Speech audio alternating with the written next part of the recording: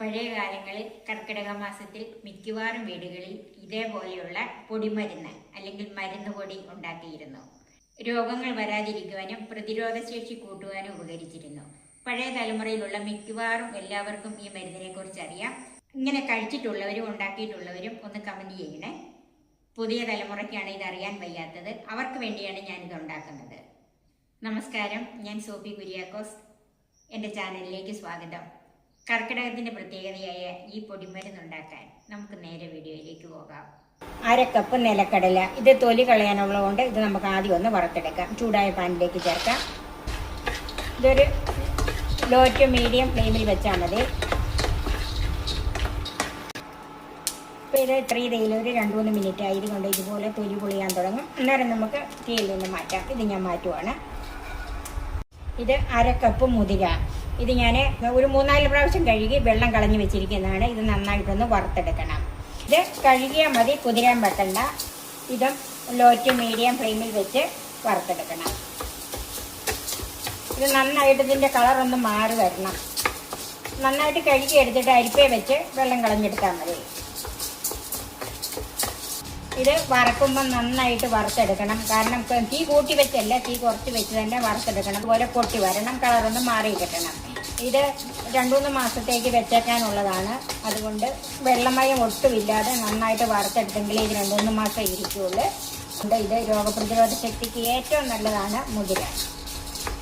നമ്മൾ കറി വെച്ചൊക്കെ ഉപയോഗിക്കാറുണ്ടല്ലോ. എല്ലാം ലോ ടു മീഡിയം ഫ്ലെയിമിൽ വെച്ച് വറുത്തെടുക്കാവുള്ളൂ. ഇപ്പം നന്നായിട്ട് മൂത്ത് ഇത് പൊട്ടാൻ തുടങ്ങിയിട്ടുണ്ട്.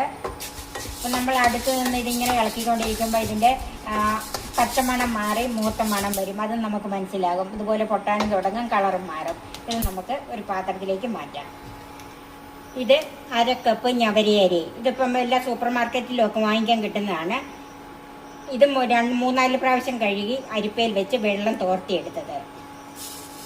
അത് നമുക്ക് വറുത്തെടുക്കാം. പണ്ട് കാലങ്ങളിലൊക്കെ ഈ കർക്കിടക മാസത്തിൽ മിക്കവാറും വീടുകളിലൊക്കെ ഞവരയരിയാണ് കഞ്ഞി വെച്ച് കുടിച്ചുകൊണ്ടിരുന്നത്. അത്രയ്ക്ക് പ്രതിരോധശേഷി ഉള്ള ഒന്നാണ് ഞവരയരി. ഇതും ലോ ടു മീഡിയം ഫ്ലെയിമിൽ വെച്ച് വേണം വറുത്തെടുക്കാൻ. ഞവരയരിയുടെ കളറൊന്ന് മാറി ഇത് പൊട്ടാൻ തുടങ്ങും. അതാണ് ഇതിൻ്റെ മൂപ്പ്. ഇപ്പം ഇതിൻ്റെ ഒരു മണം ഒന്ന് മാറി കിട്ടും. ഇപ്പം ഇത് കളറ് മാറിയിട്ടുണ്ട്, പൊട്ടാൻ തുടങ്ങിയിട്ടുണ്ട്. ഇനി നമുക്ക് ഇതും ആദ്യം വറുത്ത ഇതിൻ്റെ കൂടെ ചേർക്കാം. ഇനി കറുത്ത എള്ള്. ഇത് ഒരു 3-4 പ്രാവശ്യം കഴുകി അരിപ്പ വെച്ച് വെള്ളം കളഞ്ഞെടുത്തിരിക്കുന്നതാണ്. ഇത് 1/4 കപ്പ്. നല്ല വെയിലുള്ള സമയമാണെങ്കിൽ നമുക്ക് ഇതെല്ലാം നന്നായിട്ടൊന്ന് കഴുകി വെയിലത്ത് വെച്ച് ഉണക്കിയെടുക്കാം. ഇത് ലോ ടു മീഡിയം ഫ്ലെയിമിൽ വെച്ച് വേണം ഇതും വറുക്കാൻ. ഈ എള്ളിന് കനം കുറവാണ്. ഇത് നന്നായിട്ട് ഇളക്കിക്കൊണ്ടിരിക്കണം. അല്ലെങ്കിൽ ഇത് അവിടെ ഇവിടെയൊക്കെ കരിവ് കയറും. കരിഞ്ഞ് കയറിയാൽ ഈ പൊടിയുടെ ടേസ്റ്റും മാറും, അതുപോലെ ഇതിന് ഗുണവും കുറയും. ചെറുതീയിൽ വെച്ച് തന്നെ എല്ലാ വശത്തും ഇങ്ങനെ ഇതുപോലെ ഇളക്കി നന്നായിട്ടൊന്ന് മൂപ്പിച്ചെടുക്കണം. ഇപ്പം എള്ളും മൂത്തിട്ടുണ്ട്. എള്ള് മൂക്കുമ്പോഴത്തേക്കും കളറൊന്ന് മാറി വരും. അതുപോലെ ഇത് പൊട്ടുന്ന ശബ്ദം കേട്ടല്ലോ, ഇതുപോലെ പൊട്ടി വരും. ഇത് നമുക്ക് മുതിര അരിയൊക്കെ വറുത്ത് വെച്ച് അതിൻ്റെ കൂടെ ചേർക്കാം. ഇനി ഇത് അര കപ്പ് റാഗി. ഇതും കഴുകി ഉണങ്ങിയെടുത്തതാണ്.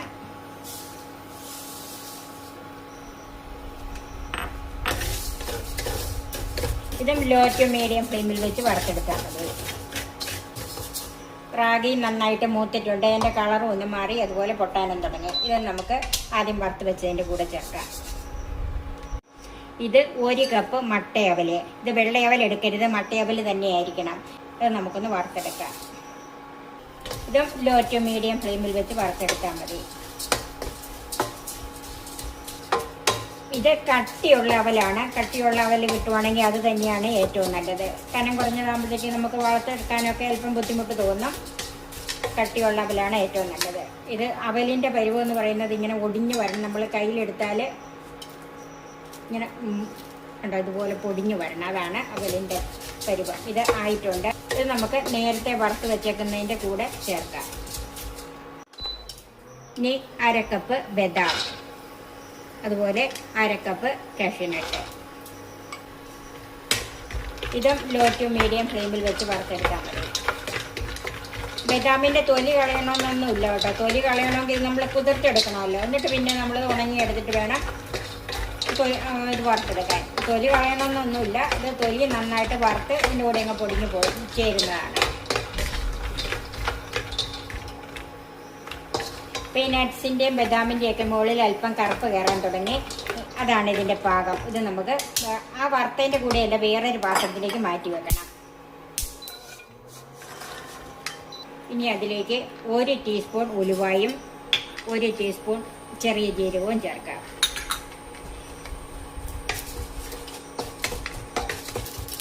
ഇതിപ്പം നന്നായിട്ട് പൊട്ടി മൂത്ത് വന്നിട്ടുണ്ട്. ഇത് നമുക്ക് അരി മുതിരിയൊക്കെ വറുത്ത് വെച്ചേക്കുന്ന അതിൻ്റെ കൂടെ വേണം ചേർക്കാൻ. ഇതിപ്പം നന്നായിട്ട് ചൂടാറിയിട്ടുണ്ട്. ഇത് നമുക്ക് മിക്സിയുടെ ജാറിലേക്ക് മാറ്റാം.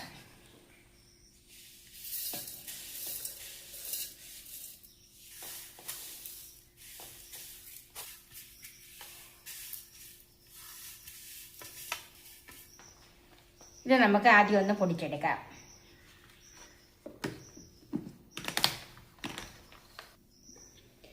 ഇപ്പം ഇത് നന്നായിട്ട് പൊടിഞ്ഞിട്ടുണ്ട്. ഇത് നമുക്ക് ഒരു ബൗളിലേക്ക് മാറ്റാം.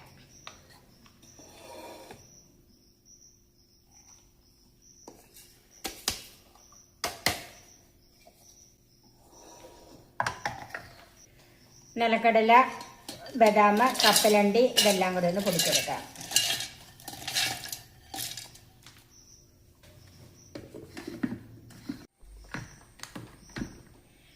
ഇതേ അല്പം തരിതരിയായിട്ടാണ് പൊടിച്ചിരിക്കുന്നത്. അങ്ങനെ പൊടിച്ചെടുത്താൽ മതി.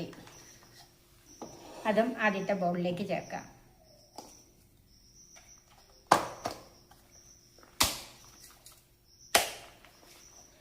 ഇത് നൈസായിട്ട് പൊടിക്കാനിരുന്നാൽ ഇതിൻ്റെ അകത്തുനിന്ന് ചിലപ്പോൾ എണ്ണ ഇറങ്ങി വരും. അതുകൊണ്ട് അല്പം തരിതരിയായിട്ട് തന്നെ പൊടിച്ചെടുത്താൽ മതി. ഇനി ഇതിലെല്ലാം കൂടി ഒന്ന് മിക്സ് ചെയ്യാം.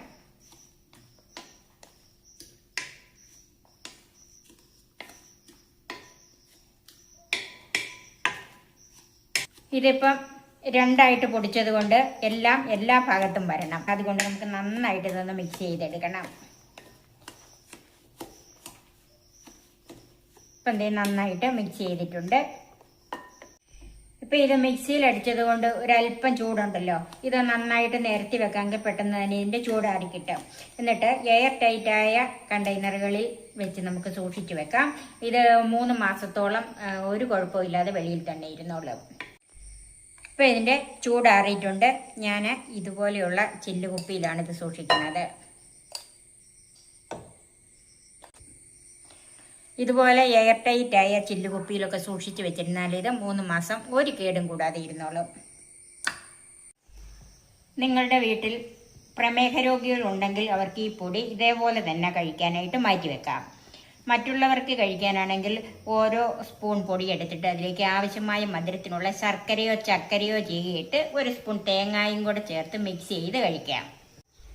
ഓരോ പ്രാവശ്യവും കഴിക്കാൻ എടുക്കുമ്പം ഇതുപോലെ ശർക്കരയും തേങ്ങയൊക്കെ ചേർത്ത് കഴിക്കുന്നത് ബുദ്ധിമുട്ടാണെങ്കിൽ നമുക്ക് ഈ പൊടി ബോളാക്കി വെച്ച് കഴിക്കാം. അതിന് ചൂടായ ഒരു പാനിലേക്ക് 3/4 കപ്പ് തേങ്ങ എടുക്കാം.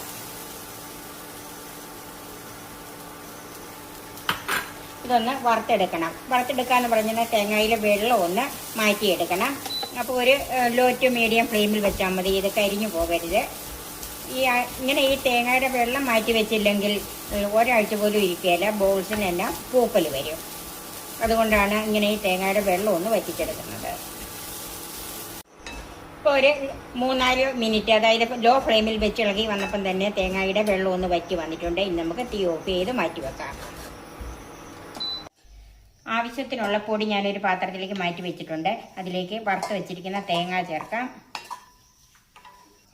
1/2 ടീസ്പൂൺ ചെറിയ ജീരകം വറുത്ത് പൊടിച്ചത്,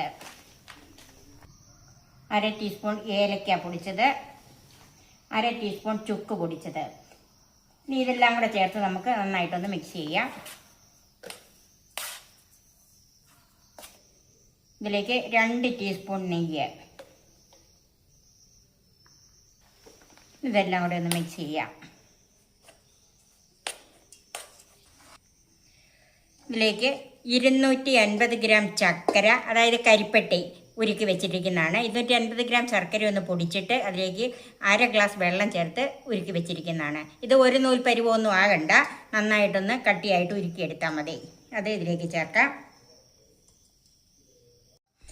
ഇനി ഇത് എല്ലാം കൂടി ഒന്ന് മിക്സ് ചെയ്യണം. ശർക്കര ചെറു ചൂടോടുകൂടി ഇതിൻ്റെ അകത്ത് ഒഴിക്കണം. ഇനി നിങ്ങൾക്ക് ചക്കര, അതായത് കരിപ്പട്ടി കിട്ടിയില്ലെങ്കിൽ സാധാ ശർക്കര ഉരുക്കി ഒഴിച്ചാൽ മതി. ഇത് ആവശ്യത്തിന് ശർക്കര ചേർത്തിട്ടുണ്ട് ഉണ്ടല്ലോ, ഇനി പൊടിയും ചേർത്തിട്ടുണ്ട്. ഇനി ഇത് ചെറു ചൂടോടുകൂടി തന്നെ കൈകൊണ്ട് ഒന്നോടെ ഒന്ന് കുഴച്ചെടുക്കണം. കയ്യിൽ അല്പം നെയ്യ് തൂത്തിട്ട് നമുക്ക് ആവശ്യത്തിനുള്ള വലിപ്പത്തിലുള്ള ഉരുളകളാക്കി ഉരുട്ടിയെടുക്കാം. ഞാനിപ്പം ഇതുപോലെ ചെറിയ ഉരുളകളാക്കിയാണ് ഉരുട്ടിയെടുക്കുന്നത്. ഇതുപോലെ നമുക്ക് മുഴുവൻ ഉരുട്ടിയെടുക്കാം. ഇതുപോലെ ബോൾസ് ആക്കി വെച്ചാൽ ഓരോ ദിവസവും നമുക്ക് എടുത്ത് കഴിക്കാൻ എളുപ്പമുണ്ട്. ഇത് ഓരോ ദിവസവും ഓരോ ഉണ്ട കഴിക്കണം. അതുപോലെ 7 ദിവസമെങ്കിലും അടുപ്പിച്ച് കഴിക്കണം. ഇത് കർക്കിടക മാസത്തിൽ കഴിക്കുന്നതാണ് ഏറ്റവും നല്ലത്. ഇത് എങ്ങനെ കഴിച്ചാൽ ഒരു വർഷത്തേക്കുള്ള എല്ലാ ആരോഗ്യം നമുക്ക് കിട്ടും. ഈ കർക്കിടക മാസത്തിൽ തന്നെ ഇതൊന്ന് പരീക്ഷിച്ച് നോക്കണം. എൻ്റെ ഈ ചാനൽ സബ്സ്ക്രൈബ് ചെയ്യാനും എൻ്റെ ഫേസ്ബുക്ക് പേജ് ഫോളോ ചെയ്യാനും കമൻസ് അറിയിക്കാനും മറക്കരുത്. ഇതുപോലെ വെറൈറ്റിയായ വിഭവങ്ങളുമായി നമുക്ക് വീണ്ടും കാണാം. ഞാൻ സോഫി കുര്യാക്കോസ്.